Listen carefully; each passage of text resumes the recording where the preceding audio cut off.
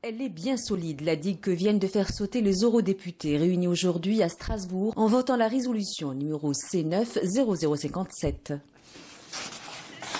Nous passons maintenant au vote sur la situation des journalistes au Maroc, en particulier le cas d'Omar Radi.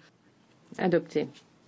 Avec cette large majorité, 356 votes pour, 32 contre, les élus européens ont envoyé aux autorités marocaines un message ferme au sujet du harcèlement subi par les journalistes et particulièrement Omar Radi. Mais au-delà, c'est la symbolique de ce tout premier débat en un quart de siècle au sujet des violations des droits de l'homme au Maroc qui est souligné par les parlementaires.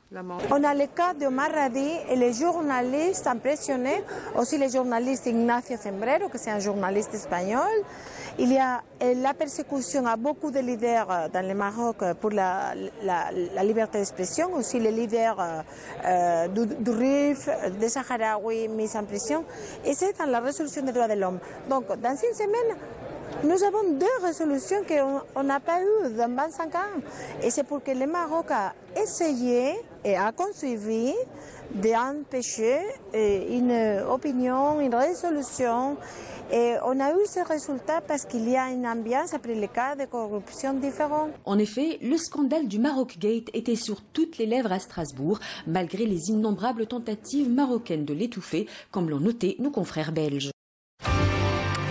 Comment le Maroc vient faire pression au Parlement européen contre une résolution qui lui déplaît en plein scandale de corruption? On aurait pu croire dès lors que le Maroc se ferait discret temporairement, mais étonnamment ce n'est pas du tout le cas. On a pu le voir, c'est mardi et mercredi, une petite délégation de parlementaires marocains était effectivement présente à Strasbourg. Des efforts en vain, puisque la résolution vient d'être votée majoritairement, ce qui dénote du degré de mécontentement des eurodéputés face à ce scandale qui n'a pas fini de livrer tout ça.